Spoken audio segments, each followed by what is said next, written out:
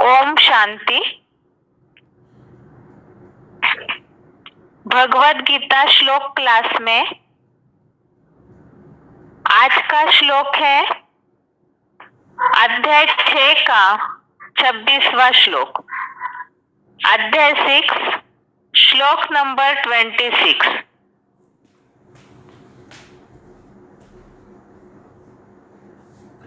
श्लोक है यतो यतो निश्चरति मनश्चंचलम अस्थिरम ततस्ततो नियम्येतत् आत्मन्नेव वशम नयेत। श्लोक दोबारा। यतो यतो निश्चरति मनश्चंचलम अस्थिरम ततस्ततो नियम्येतत् आत्मन्नेव वशम नयेत। श्लोक का संधि विच्छेद है यतः यतः निश्चरति मनः चंचलम अस्थिरम ततः ततः नियम्य एतत् आत्मनि एव वशम नयेत। संधि विच्छेद दोबारा। यतः यतः निश्चरति मनः चंचलम अस्थिरम ततः ततः नियम्य एतत् आत्मनि एव वशम नयेत। शब्दों के अर्थ है अस्थिरम अर्थात अस्थिर, चंचलम अर्थात चंचल, मनः अर्थात मन, यतः यतः अर्थात जहां जहां से, निश्चरति अर्थात चलायमान हो, ततः ततः अर्थात वहां वहां से, एतत् अर्थात इसको, नियम्यात्मनेव इसमें 3 शब्द जुड़े हुए हैं जो संधि विच्छेद में देखे हैं हमने। नियम्य आत्मनि एव।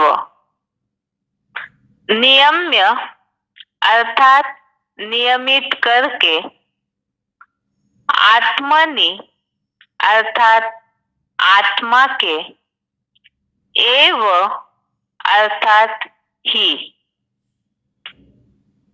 नियम्यात्मनेव अर्थात नियमित करके आत्मा के ही। वशम अर्थात वश में, नयेत अर्थात ले आए। शब्दों के अर्थ दोबारा। अस्थिरम अर्थात अस्थिर, चंचलम अर्थात चंचल, मनः अर्थात मन, यतः यतः अर्थात जहां जहां से, निश्चरति अर्थात चलायमान हो। ततः ततः अर्थात वहां वहां से। एतत् अर्थात इसको। नियम्यात्मन्नेव इसमें 3 शब्द जुड़े हुए हैं। नियम्य आत्मनि एव। नियम्य अर्थात नियमित करके, आत्मनि अर्थात आत्मा के, एव अर्थात ही। नियम्यात्मन्नेव अर्थात नियमित करके आत्मा के ही। वशम अर्थात वश में। न एत अर्थात ले आए।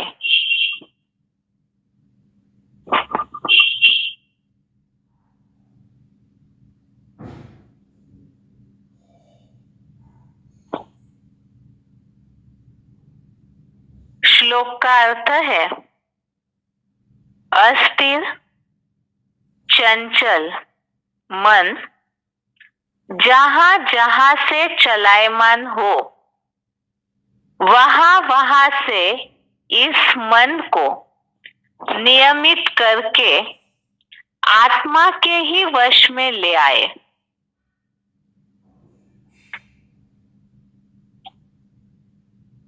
आत्म संयम में अतीन्द्रिय सुख प्राप्त कराने वाला योग कैसे लगाना चाहिए, इसके बारे में हम समझ रहे हैं। अब मन के लिए यहाँ बताया अस्थिर है और चंचल भी है।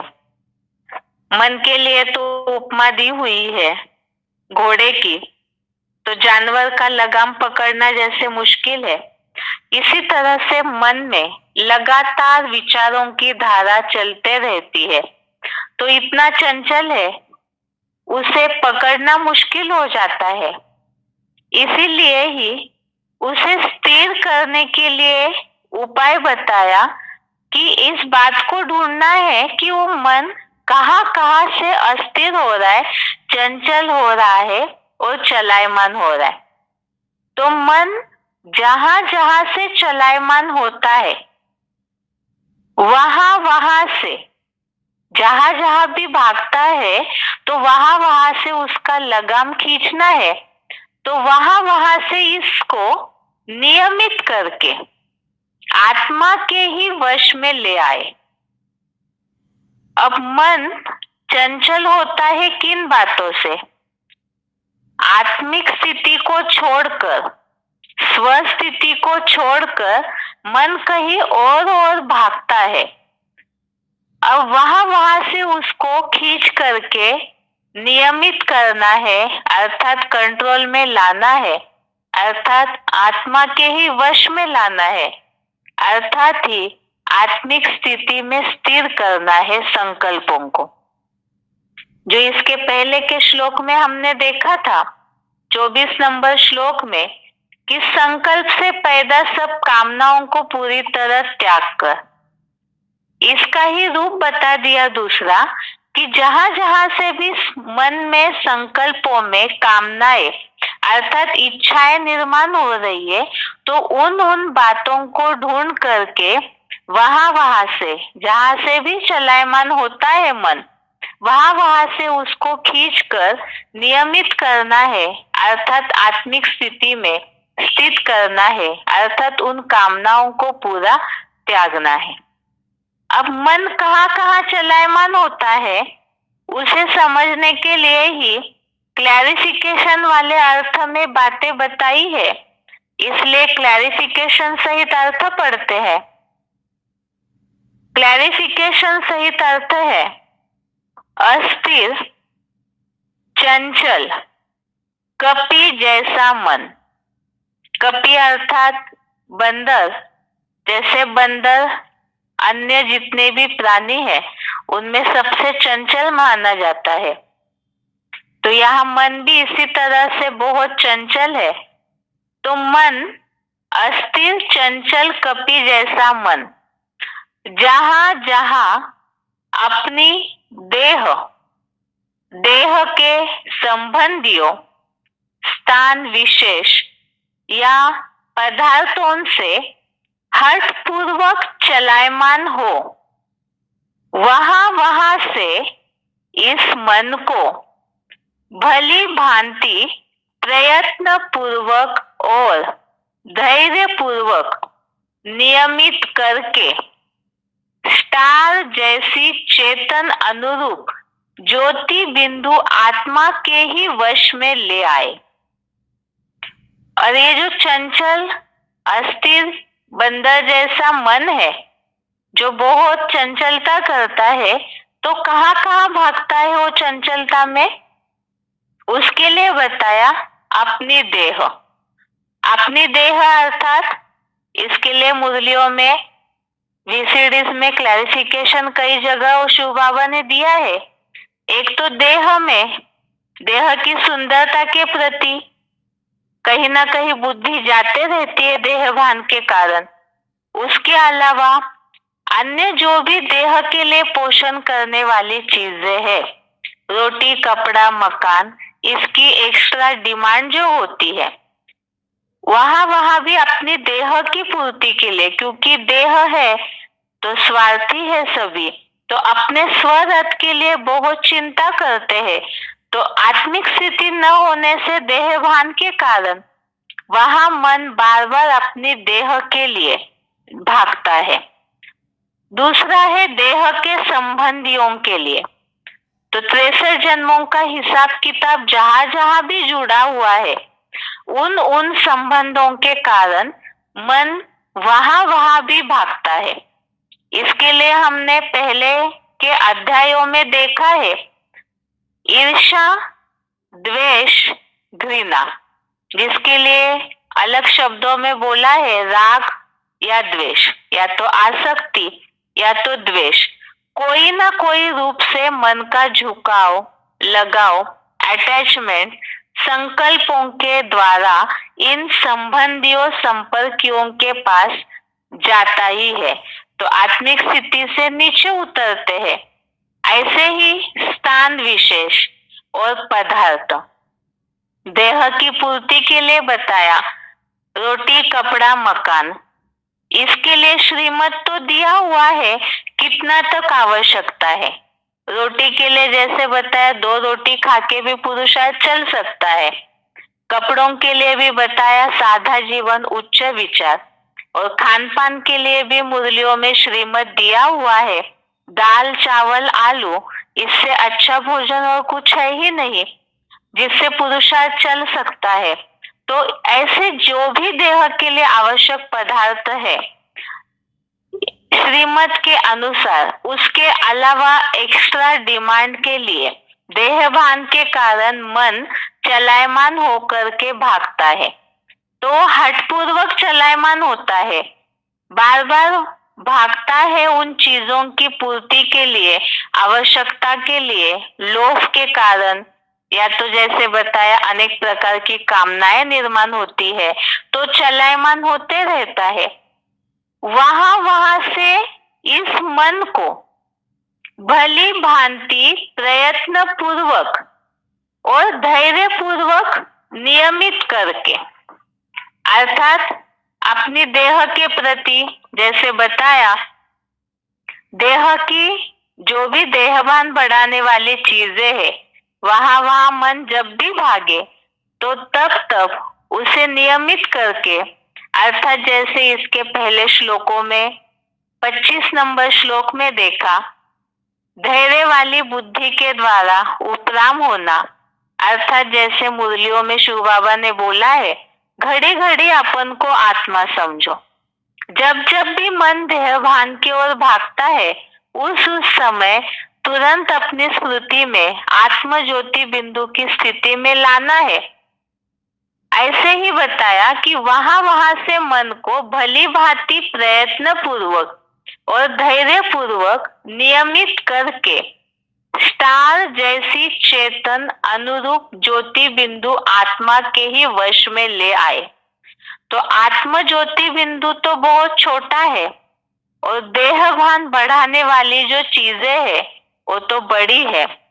तो इसीलिए ही बार बार आत्म ज्योति बिंदु में मन को स्थिर करने के लिए वैसे तो कुछ खर्चा नहीं है, लेकिन जन्म जन्मांतर की चलायमानी की हट करने की आदत होने के कारण मन के संकल्प कामनाओं के रूप में, आसक्ति या द्वेष घृणा के रूप में, इन सब बातों में मन की चलायमानी होती है, चंचलता होती है, अर्थात मन भटकता है। इसमें बहुत सारे कारण हैं। एक तो पुरुषार्थी जीवन में प्रैक्टिस ठीक से नहीं करते हैं आत्मिक स्थिति की, तब भी मन बार बार भागता है। दूसरी बात, जैसे मुरलियों में शिव बाबा ने बोला है, 63 जन्मों के जो हिसाब किताब है कर्मों के, वो भी तूफान के रूप में संगम युगी पुरुषार्थी जीवन में बार बार परेशान करते हैं। जैसे मुरलियों में शिव बाबा ने बोला है, देह देह के संबंधी पदार्थों की तरफ बैठते हैं शिव बाबा को याद करने, लेकिन ये सब चीजें याद आने लगती है। तो जब जब भी मन भागता है तो उसे बार बार खींच के आत्मिक स्थिति में, आत्म ज्योति बिंदु की स्थिति में लाना है। इसके लिए जैसे मुरलियों में उपाय बताए हैं, एक तो हर घंटे में आत्मिक स्थिति की बीच बीच में ट्रैफिक कंट्रोल, संकल्पों के ट्रैफिक को रोकने की कोशिश करनी है। तो बार बार दिन में ऐसा अभ्यास करते रहेंगे तो अभ्यस्त हो जाएंगे। दूसरी बात, इसका तरीका बताया है मुरलियों में, अपना दिन भर का चार्ट या पोतामेल रखना, जिसमें जो चार्ट या पोतामेल है उसमें ढेर सारी चीजें हैं, कितना खाया, कितनी देर सोए, कहाँ कहाँ मन भागा, किन किन विकारों के वशीभूत हुआ मन। तो बार बार ऐसा अपना चार्ट रखेंगे तो समझ में आएगा मन कहाँ कहाँ भाग रहा है। तो वहां से मन को खींचने की प्रैक्टिस करनी है, अर्थात नियमित करना है। और नियमित करना अर्थात ही आत्मिक स्थिति में स्थित होने की प्रैक्टिस करनी है। जब ऐसी प्रैक्टिस करते रहेंगे तो जब एक बार प्रैक्टिस हो जाएगी, जैसे मुरलियों में बताया है, आसन एक बार सिद्ध हो जाता है, लगातार की प्रैक्टिस बनी रहेगी तो फिर 8 घंटे की निसंकल्पी स्टेज तक पहुंच सकते हैं। ये आज के श्लोक का सार है। उच्चारण सुनते हैं, उसके बाद VCDs में इन सब आत्मिक स्थिति के बारे में बहुत सारे तरीके शिव बाबा ने बताए हैं, उसे भी समझते हैं। पहले उच्चारण। यतो यतो निश्चरति मनश्चञ्चलमस्थिरं ततस्ततो नियम्येत आत्मन्येव वशन्नये। अस्थिर चंचल कपि जैसा मन, जहाँ जहाँ अपनी देह के संबंधियों, स्थान विशेष या पदार्थों से हठपूर्वक चलायमान हो, वहां से इस मन को भली भांति प्रयत्न पूर्वक और धैर्य पूर्वक नियमित करके स्टार जैसी चेतन अनुरूप ज्योति बिंदु आत्मा के ही वश में ले आए। यतो यतो निश्चरति मनश्चञ्चलमस्थिरं ततस्ततो नियम्येत आत्मन्येव वशन्नये। अस्थिर चंचल कपि जैसा मन, जहाँ जहाँ अपनी देह के संबंधियों, स्थान विशेष या पदार्थों से हठपूर्वक चलायमान हो, वहां से इस मन को भली भांति प्रयत्न पूर्वक और धैर्य पूर्वक नियमित करके स्टार जैसी चेतन अनुरूप ज्योति बिंदु आत्मा के ही वश में ले आए।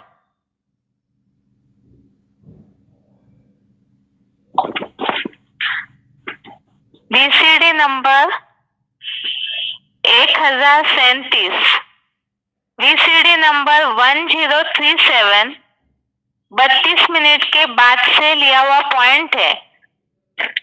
मन जहाँ जहाँ चंचल होता है वहां से कंट्रोल करने का उपाय।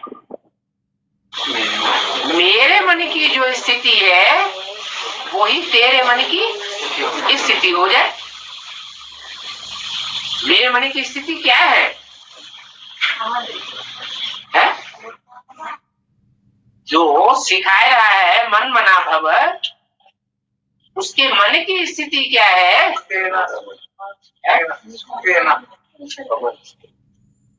उसके मन की स्थिति है निसंकल्प। कोई संकल्प नहीं। मैं आत्मा ज्योति बिंदु।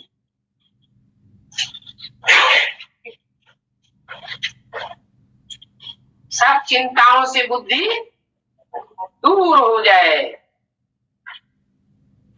कुछ भी प्राप्ति की इच्छा न रहे। पाना था तो पा लिया। तो ये महामंत्र लेकर के जाना है। इसको कहा जाता है माया पर जीत पाने का मंत्र।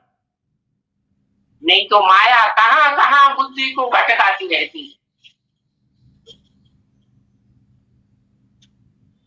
देह के अंगों में बुद्धि भटकती है, देह के संबंधियों में बुद्धि भटकती रहती है, देह के पदार्थों में बुद्धि भटकती रहती है। तो बुद्धि न भटके उसके लिए कौन सा महामंत्र दिया? मन मना भव। जो बाप के मन की स्टेज है वो मेरी भी स्टेज बन जाए।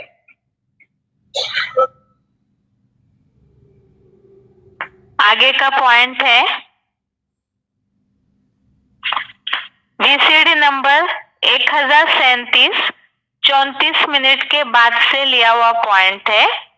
सेम VCD है 1037।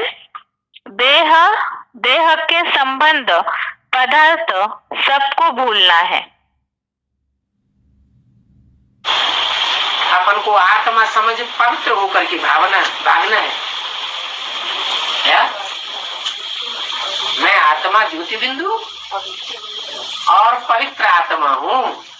पवित्र आत्मा किसे कहा जाता है? जो मन बुद्धि रूपी आत्मा कहीं इधर उधर न भटके, एकाग्र स्थिति हो जाए तो कहेंगे पवित्र। और अपवित्र आत्मा की निशानी क्या है? कितना भी रोकने की कोशिश करें बुद्धि इधर उधर भटकती रहती है।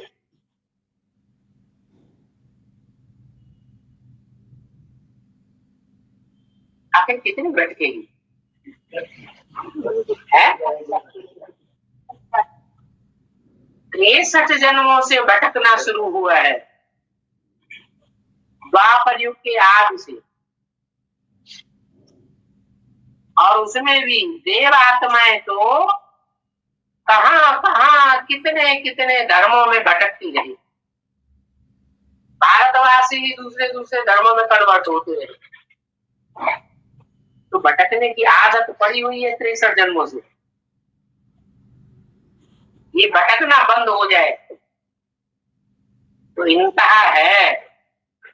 क्या 63 जन्मों का जो हिसाब किताब है आत्माओं के साथ, जो जहां जहां जिस देश विशेष में जिस व्यक्ति विशेष के साथ हम आत्मा ने संबंध का पार्ट बजाया है, संग का रंग लगाया है, वो अभी शूटिंग पीरियड में रील में आवेंगी जरूर। संकल्पों में आवेंगी, स्वप्न में आवेंगी। उनका काम है आना और हमारा काम है बनाना। क्योंकि अब तो हमें ठिकाना मिल गया ना। भक्ति मार्ग में तो कोई पक्का ठिकाना था ही नहीं। गुरु लोग मिलवाते रहे, भटकाते रहे। गुरु लोग खुद भी अंदर से समझते थे कि हम भटके हुए हैं, फिर भी दूसरों को भटकाते रहे। अब तो हमें पक्का ठिकाना मिल गया। तो आत्मा को पवित्र होकर के भागना है। देह सहित देह के जो भी संबंध है, इन सब को भूलने का प्रयास करना चाहिए जरूर। क्या अपनी देह और देह के संबंधित जो भी देहधारी है, कितने भी प्यारे संबंधी क्यों न हो और कितने भी जन्म के संबंधी क्यों न हो, वो सब हमारे दुश्मन। अंत तक कोई भी याद ना आए। अंत तक माने कब तक? जब तक आत्मा को वापस जाने का टाइम आए। सब आत्माओं की बारात जाएगी ना, शिव की बारात गाई हुई है,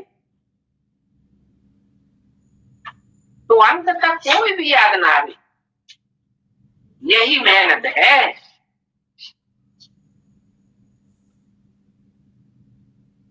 बल कोई भी प्यारे से प्यारा हो, परंतु वो प्यारे से प्यारा भी याद ना आवे, क्योंकि इस दुनिया में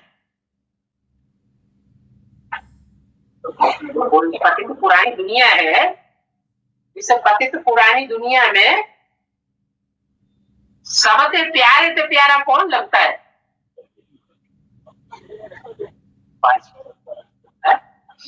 पति प्यारा लगता है, बाप प्यारा लगता है, कौन प्यारा लगता है? अपने शरीर से सबको बहुत प्यार है। पति से भी उतना प्यार नहीं करेंगे, बाप से भी प्यार नहीं, अम्मा से भी प्यार नहीं करेंगे। सबसे पहले अपना शरीर प्यार है। शरीर माने रक्त। सबके लिए ये बात लागू होती है या कोई को लागू होती है, कोई को लागू नहीं होती? सबके लिए लागू होती है। और सब स्वार्थी हुए या परमार्थी हुए? सब स्वार्थी है। आगे का पॉइंट है VCD number 119, VCD number 119, 55 minute के बाद से लिया हुआ पॉइंट है। गो गोचर जहां लग मन जाई, सो सब माया जानो भाई।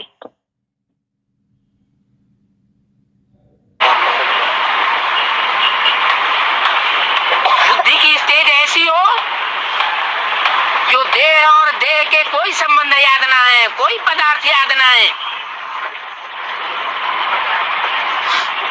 इन आंखों से इस दुनिया में हम जो कुछ देखते हैं वो सब मायावी रूप है। क्या कहा?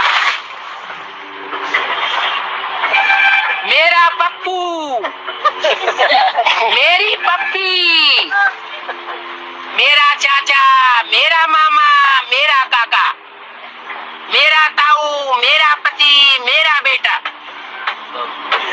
ये सब मायावी रूप है। कोई किसी का साथ देने वाला नहीं है। भक्ति मार्ग में भी पहले से ही बोल दिया है, गो गोचर जहां लग मन जाई, सो सब माया जानो भाई। क्या कहा?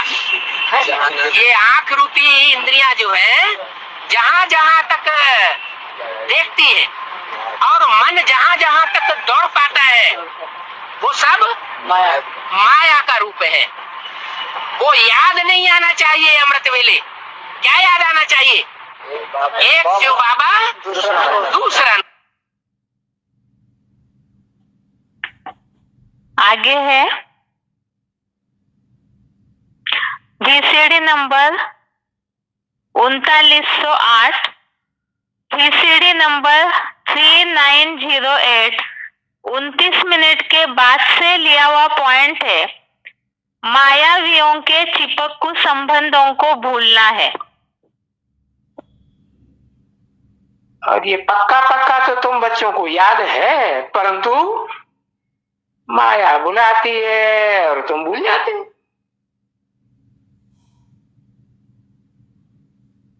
तुम्हारा भी मायावियों से बड़ा जन्म जन्मांतर का चिपक्कू संबंध है ना।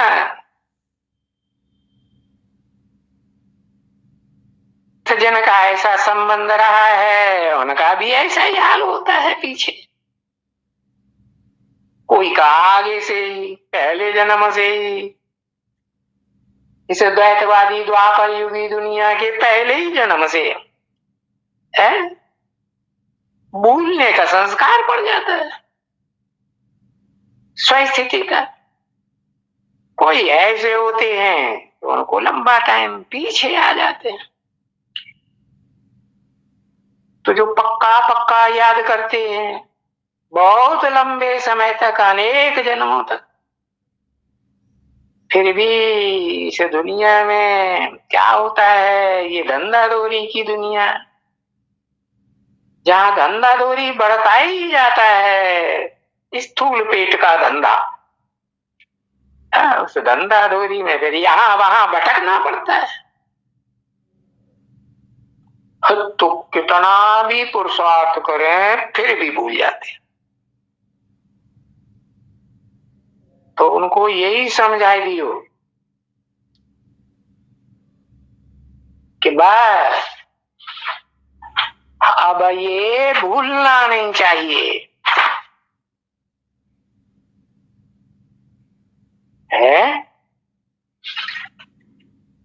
ये मेहनत है ना भूलने की।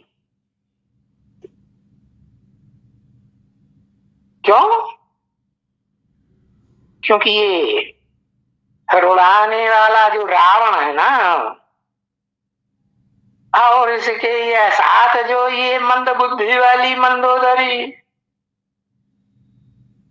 जो भगवान बाप को जान करके भी अनजान बन जाती है और रावण से ही चिपक जाती है।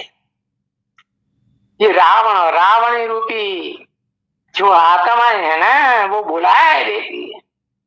तो दोनों ही रावण हो गई। तो ये वो आत्माएं हैं जिनके साथ युद्ध है। इसको युद्ध कहा जाता है कि माया कहे कि मुझे याद करो, है प्रभु कहे मुझे याद करो, मैं हूं प्रभु, प्रकट रूप से उत्पन्न होने वाला, जन्म लेने वाला।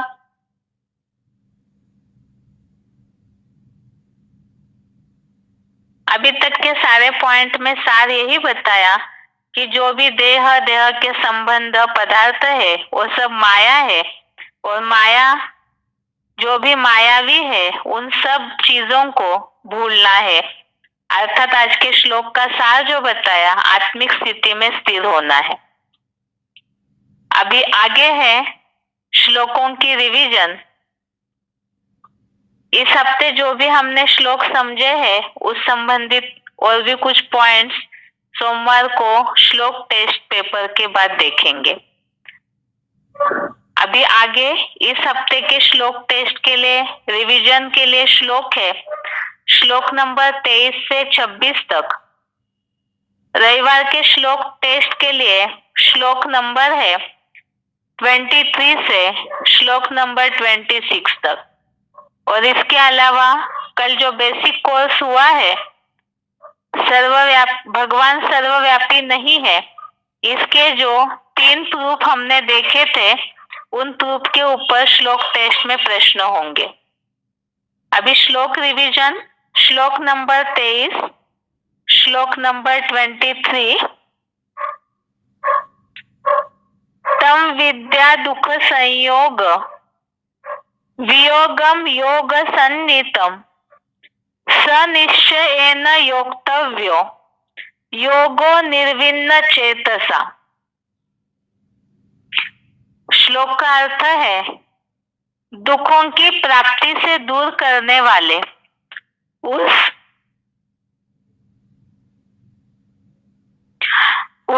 अतीन्द्रिय सुख को सहज राजयोग नाम से जानना चाहिए।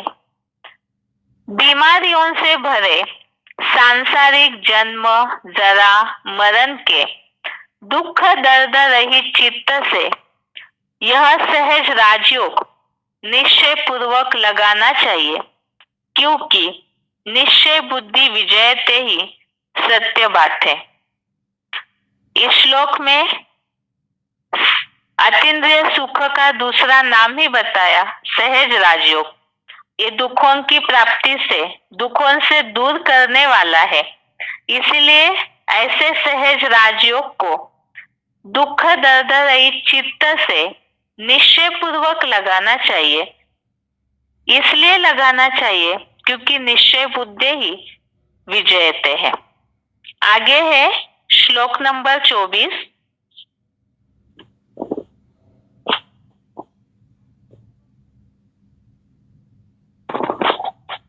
श्लोक नंबर 24 है, संकल्प प्रभवान कामान त्यक्त्वा सर्वान् शेषतः मनसैवेन्द्रियाग्रामं विनियम्य समन्ततः।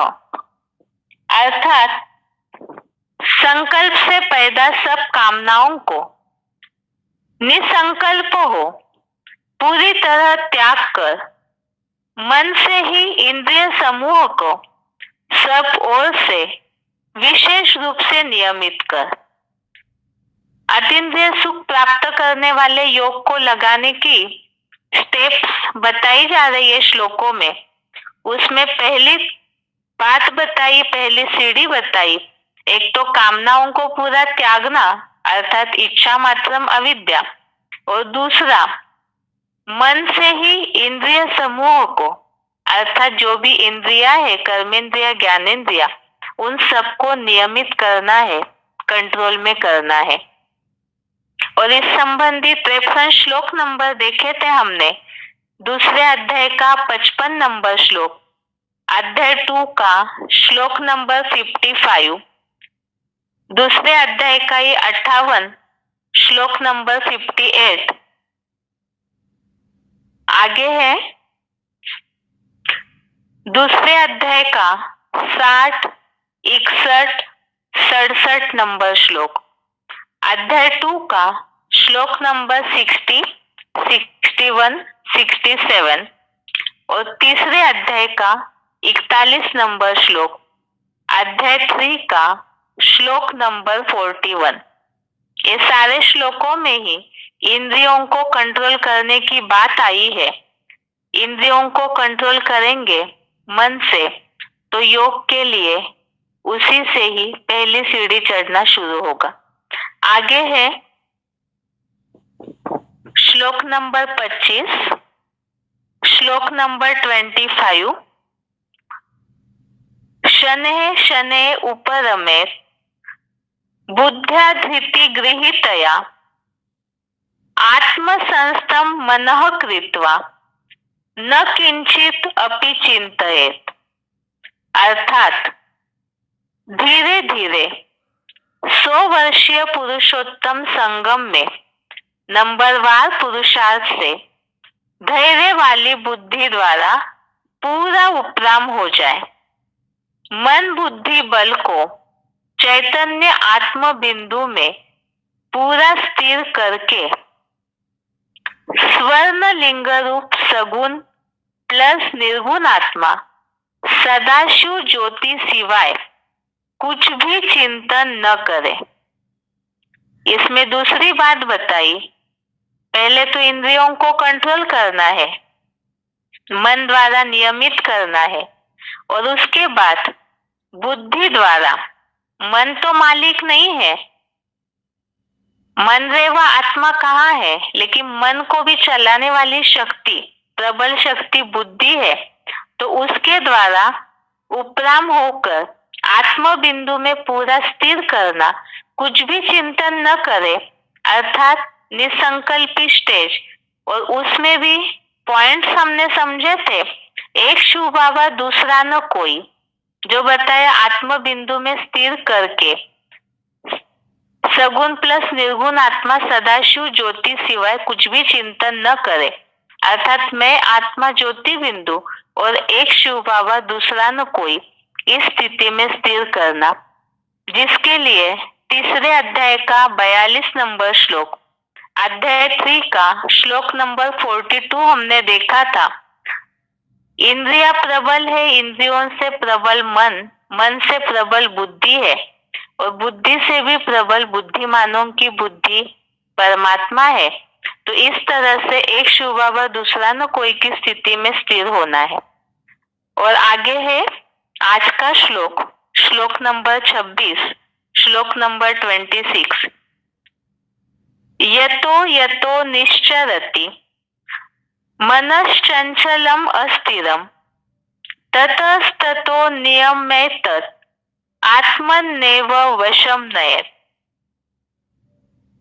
अर्थात अस्थिर चंचल कपि जैसा मन जहां जहां अपनी देह के संबंधियों, स्थान विशेष या पदार्थों से हठ पूर्वक चलायमान हो, वहां वहां से इस मन को भली भांति प्रयत्न पूर्वक, धैर्य पूर्वक नियमित करके स्टार जैसी चेतन अनुरूप ज्योति बिंदु आत्मा के ही वश में ले आए। तो श्लोक का सार तो अभी हमने समझा। मायावी जो भी 63 जन्मों के देह के संबंधी पदार्थ, स्थान विशेष, जहां कहीं भी बुद्धि का भटकाव होता है, मन जहां जहां भी भागता है, तो वहां वहां से मन को नियमित करना है, अर्थात कंट्रोल करके स्थिर करना है। और इसी श्लोक से संबंधित, आज के श्लोक संबंधित कुछ अव्यक्तवाणी के पॉइंट्स है, उसे भी देखते हैं। अव्यक्तवाणी की तारीख है 18 जनवरी 1969। अव्यक्तवाणी डेट 18 जनवरी 1969। बच्चों को ऐसा पुरुषार्थ करना है जो एकदम फट से पुराने संस्कार, पुराने देह के संबंध रूपी पत्ते छट जाए और फिर बीज रूप अवस्था में स्थित हो जाए। आत्मिक स्थिति, आत्म ज्योति बिंदु की स्टेज, इसके ही अलग अलग शब्द मुरलियों, अव्यक्तवाणियों में आते हैं। एक तो बीज रूप अवस्था, निराकारी स्टेज, बिंदु रूप स्टेज, इस तरह के शब्द आते हैं।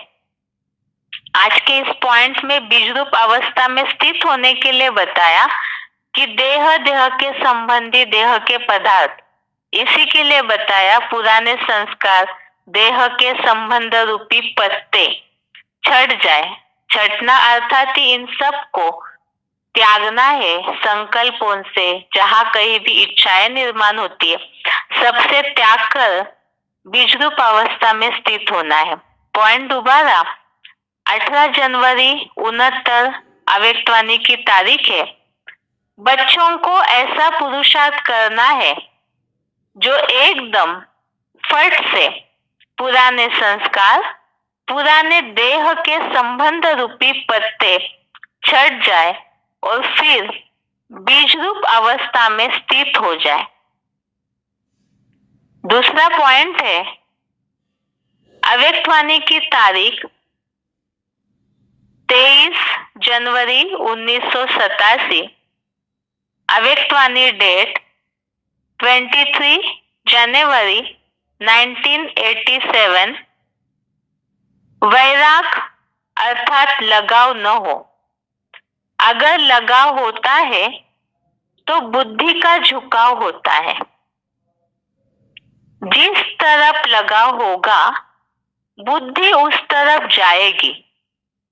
किसी भी प्रकार का लगाव ऋषि बनने नहीं देगा, तपस्वी बन नहीं सकेंगे। तपस्या में लगाव ही विघ्न रूप बनकर आता है। तपस्या भंग हो जाती है कोई भी संबंध में लगाव न हो।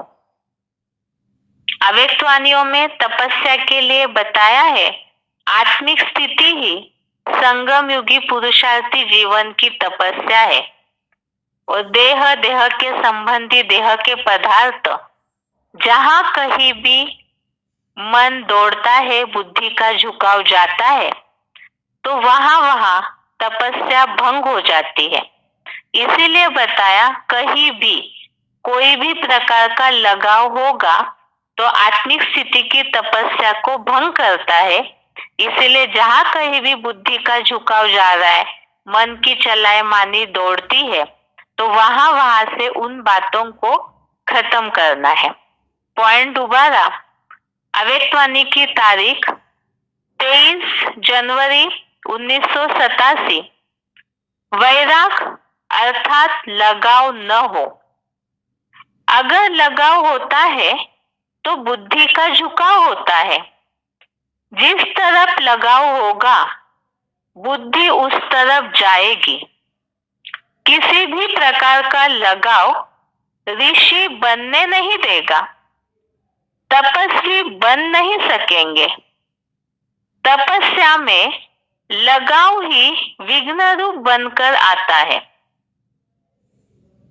तपस्या भंग हो जाती है, कोई भी संबंध में लगाव न हो। तो ये श्लोक नंबर 26 संबंधित पॉइंट्स।